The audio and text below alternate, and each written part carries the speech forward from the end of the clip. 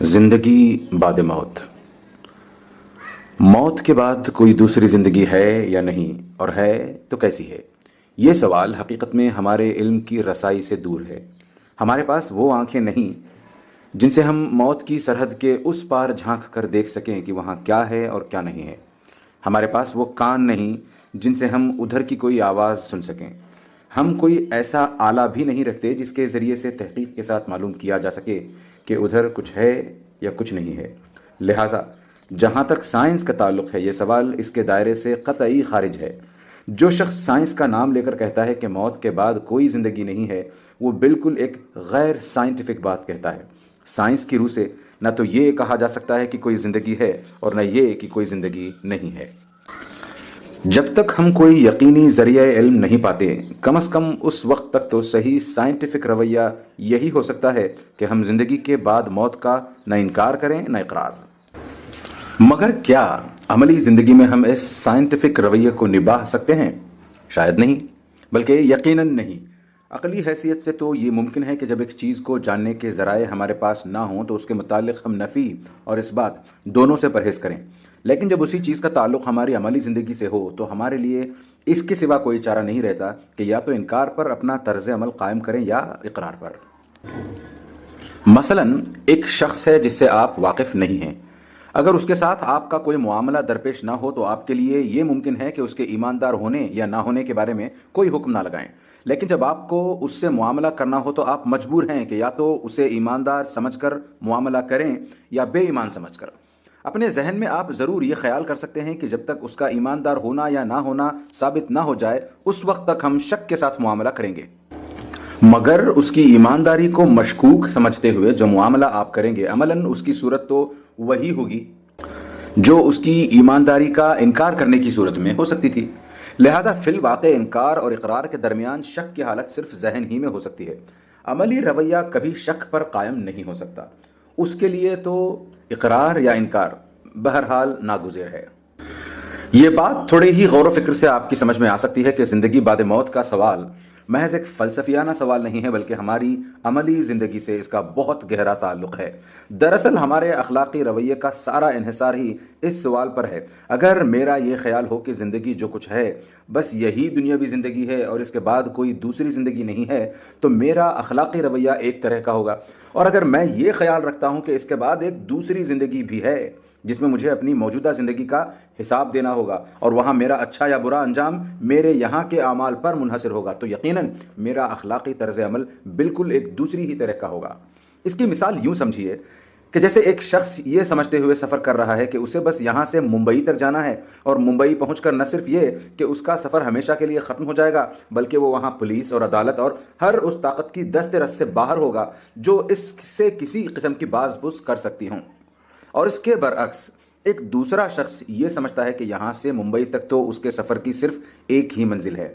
उसके बाद उसे समंदर पार एक ऐसे मुल्क जाना होगा जहाँ का फरमा रवा वही है जो हिंदुस्तान का फरमा रवा है, और उसके दफ्तर में मेरे उस पूरे कारनामे का खुफिया रिकॉर्ड मौजूद है जो मैंने हिंदुस्तान के इस हिस्से में अंजाम दिया है, और वहाँ मेरे रिकॉर्ड को जांच कर फैसला किया जाएगा कि मैं अपने काम के लिहाज से किस दर्जे का मुस्तहिक हूँ। आप बआसानी अंदाज़ा कर सकते हैं कि इन दोनों शख्सों का तर्ज अमल किस कदर एक दूसरे से मुख्तलिफ होगा। पहला शख्स यहाँ से मुंबई तक के सफ़र की तैयारी करेगा और दूसरे की तैयारी बाद की तवील मंजिलों के लिए भी होगी।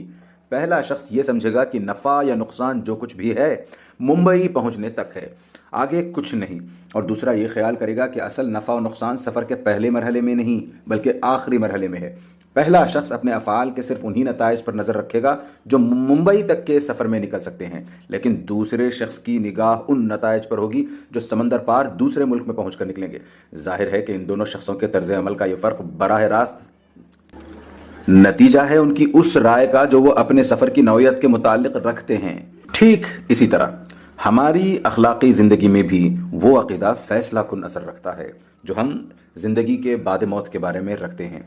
अमल के मैदान में जो कदम भी हम उठाएंगे उसकी समत का तयन इस बात पर मुनहसर होगा कि आया हम इसी ज़िंदगी को पहली और आखिरी ज़िंदगी समझकर काम कर रहे हैं या किसी बाद की ज़िंदगी और उसके नताइज को मलहूज़ रखते हैं। पहली सूरत में हमारा कदम एक समत उठेगा और दूसरी सूरत में उसकी समत बिल्कुल मुख्तलिफ होगी। اس سے معلوم ہوا کہ زندگی بعد موت کا سوال محض ایک عقلی اور فلسفیانہ سوال نہیں ہے بلکہ عملی زندگی کا سوال ہے، اور جب بات یہ ہے تو ہمارے لیے اس معاملے میں شک اور تردد کے مقام پر ٹھہرنے کا کوئی موقع نہیں ہے۔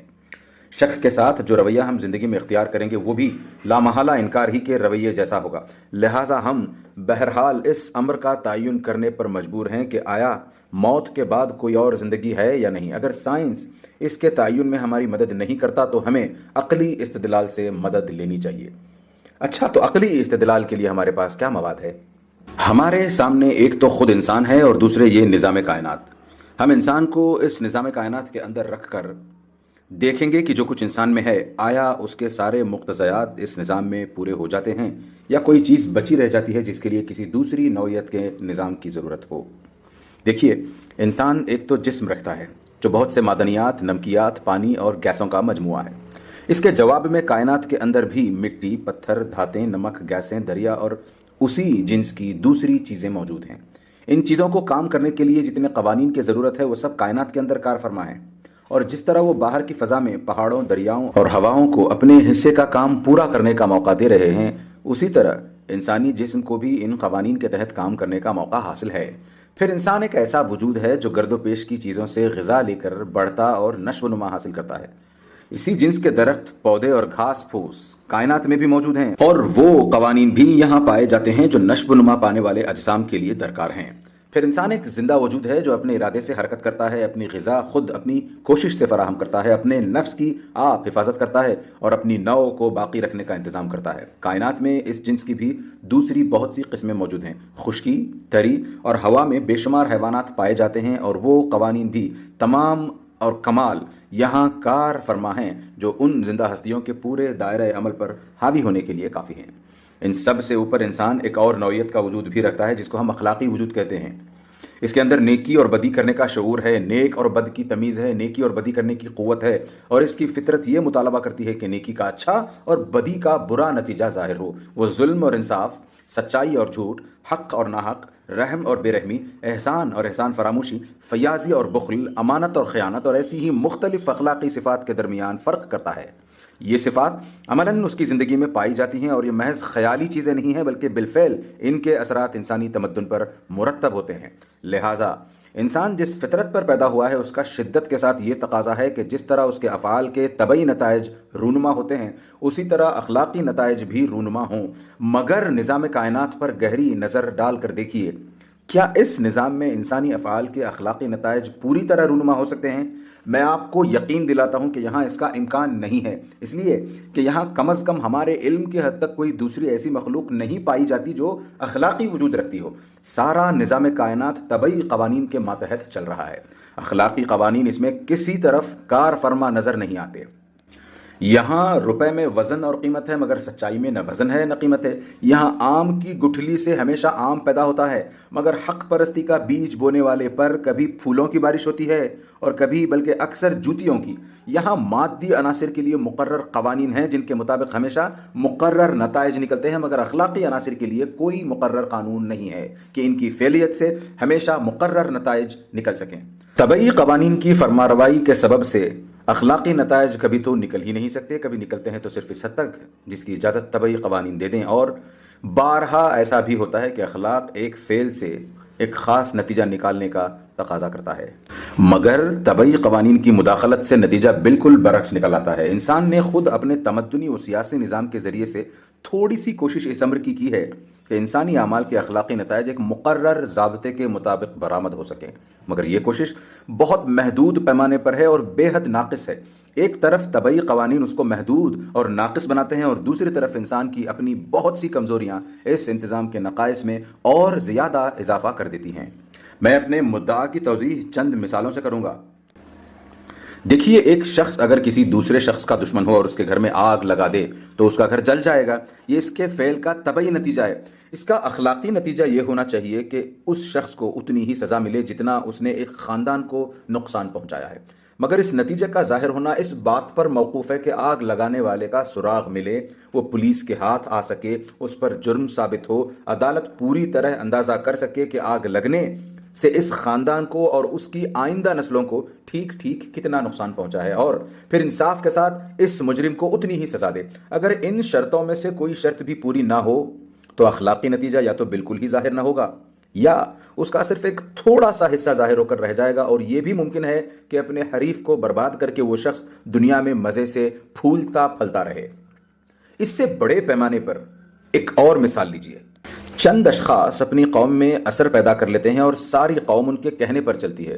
اس پوزیشن سے فائدہ اٹھا کر وہ لوگوں میں قوم پرستی کا اشتعال اور ملک گیری کا جذبہ پیدا کرتے ہیں، گرد و پیش کی قوموں سے جنگ چھیڑ دیتے ہیں، لکھوکھا آدمیوں کو ہلاک کر دیتے ہیں، ملک تباہ کر ڈالتے ہیں اور کروڑوں انسانوں کو ذلیل اور پست زندگی بسر کرنے پر مجبور کرتے ہیں۔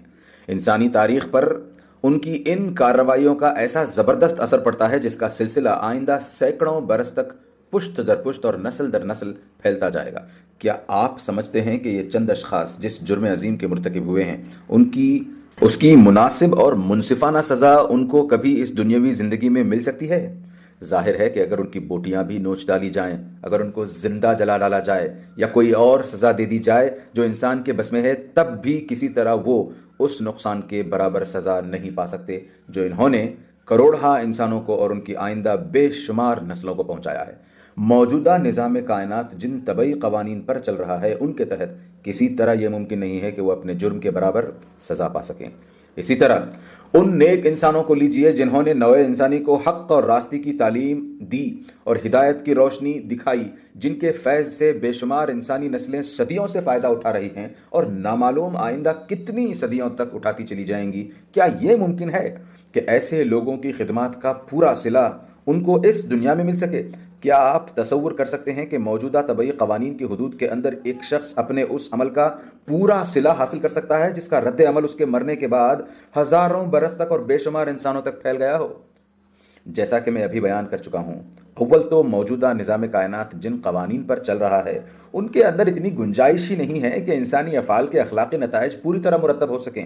دوسرے، یہاں چند سال کی زندگی میں انسان جو بھی عمل کرتا ہے اس کے رد عمل کا سلسلہ اتنا وسیع ہوتا ہے اور اتنی مدت تک جاری رہتا ہے کہ صرف اسی کے پورے نتائج وصول کرنے کے لیے ہزاروں بلکہ لاکھوں برس کی زندگی درکار ہے، اور موجودہ قوانین قدرت کے ماتحت انسان کو اتنی زندگی ملنی ناممکن ہے۔ اس سے معلوم ہوا کہ انسانی ہستی کے خاکی، عضوی اور حیوانی عناصر کے لیے تو موجودہ طبعی دنیا فزیکل ورلڈ اور اس کے طبعی قوانین کافی ہیں، مگر اس کے اخلاقی عناصر کے لیے یہ دنیا بالکل ناکافی ہے۔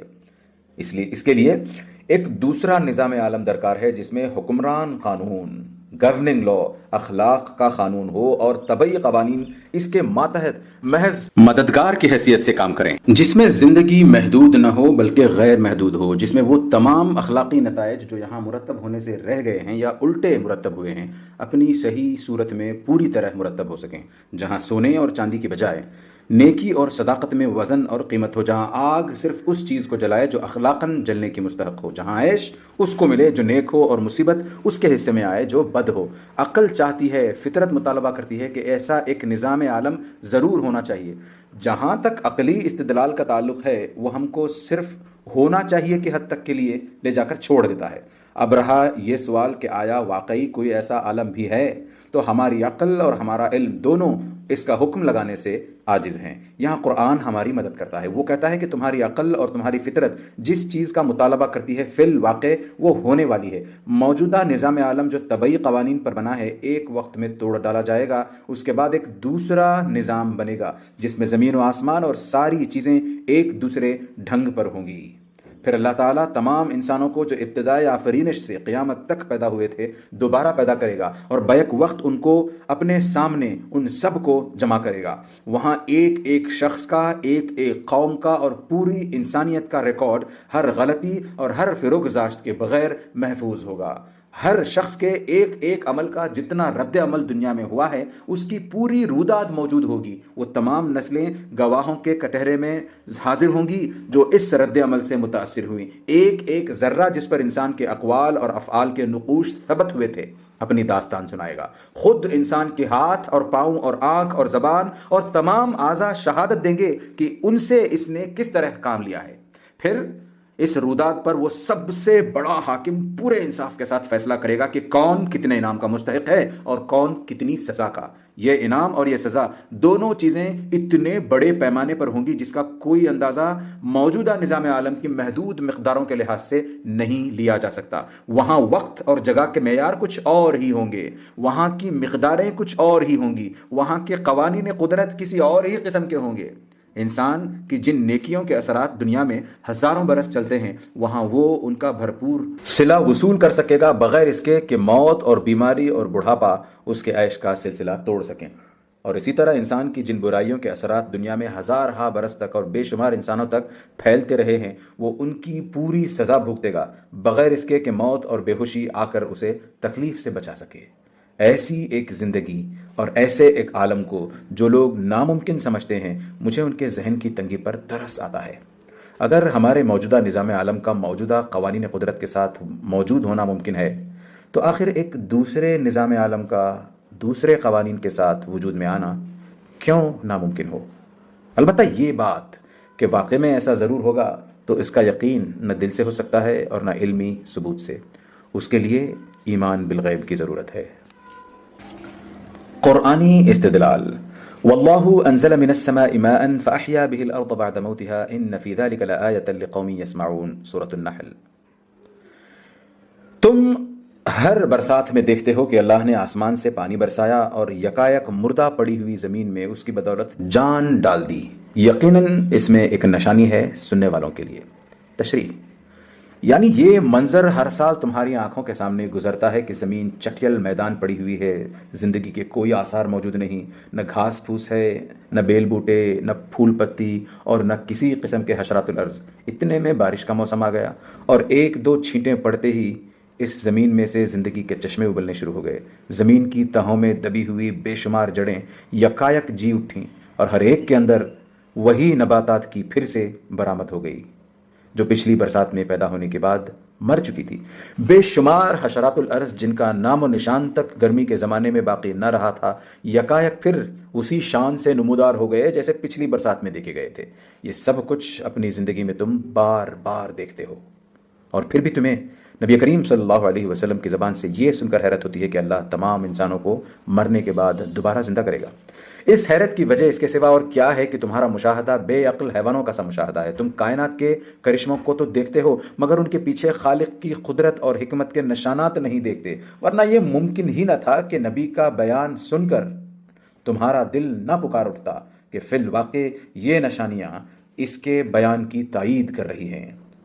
زعم الذين كفروا ان لن يبعثوا قل بلى وربي لتبعثن ثم لتنبؤن بما عملتم وذلك على الله يسير۔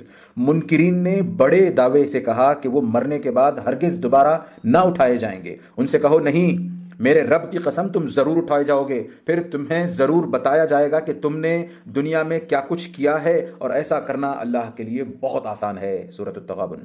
تشریح: یعنی ہر زمانے میں منکرین حق دوسری جس بنیادی گمراہی میں مبتلا ہیں اور جو بالآخر ان کی تباہی کی موجب ہوئی، وہ یہ تھی، اگرچہ کسی منکر آخرت کے پاس نہ پہلے یہ جاننے کا کوئی ذریعہ تھا، نہ آج ہے، نہ کبھی ہو سکتا ہے کہ مرنے کے بعد کوئی دوسری زندگی نہیں ہے، لیکن ان نادانوں نے ہمیشہ بڑے زور کے ساتھ یہی دعویٰ کیا ہے، حالانکہ قطعیت کے ساتھ آخرت کا انکار کر دینے کے لیے نہ کوئی عقلی بنیاد موجود ہے، نہ علمی بنیاد۔ یہ وہ مقصد ہے جس کے لیے بنی آدم کو مرنے کے بعد دوبارہ اٹھایا جائے گا، اور اسی میں اس کا سوال جواب بھی ہے کہ ایسا کرنے کی آخر ضرورت کیا ہے۔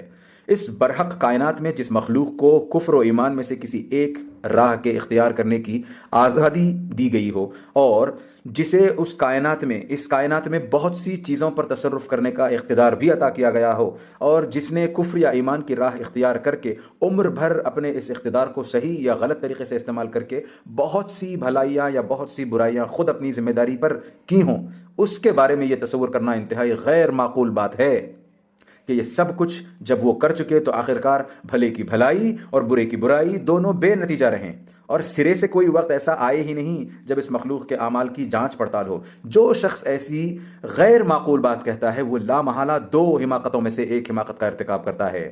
یا تو وہ یہ سمجھتا ہے کہ یہ کائنات ہے تو مبنی بر حکمت، مگر یہاں انسان جیسی با اختیار مخلوق کو غیر ذمہ دار بنا کر چھوڑ دیا گیا ہے، یا پھر وہ یہ سمجھتا ہے کہ یہ ایک الٹ اپ بنی ہوئی کائنات ہے۔ جسے بنانے میں سرے سے کسی حکیم کی حکمت کار فرما نہیں ہے۔ پہلی صورت میں وہ ایک متناقض بات کہتا ہے کیونکہ مبنی بر حکمت کائنات میں ایک با اختیار مخلوق کا غیر ذمہ دار ہونا صریحاً خلاف عدل و حکمت ہے، اور دوسری صورت میں وہ اس بات کی کوئی معقول توجیہ نہیں کر سکتا کہ ایک علل ٹک بنی ہوئی بے حکمت کائنات میں انسان جیسی ذی عقل مخلوق کا وجود میں آنا آخر کیسے ممکن ہوا، اور اس کے ذہن میں عدل و انصاف کا تصور کہاں سے آ گیا۔ بے عقلی سے عقل کی پیدائش اور بے عدلی سے عدل کا تصور برآمد ہو جانا ایک ایسی بات ہے جس کا قائل یا تو ایک ہٹ دھرم آدمی ہو سکتا ہے یا پھر وہ جو بہت زیادہ فلسفہ بگھارتے دماغی مریض ہو چکا ہو۔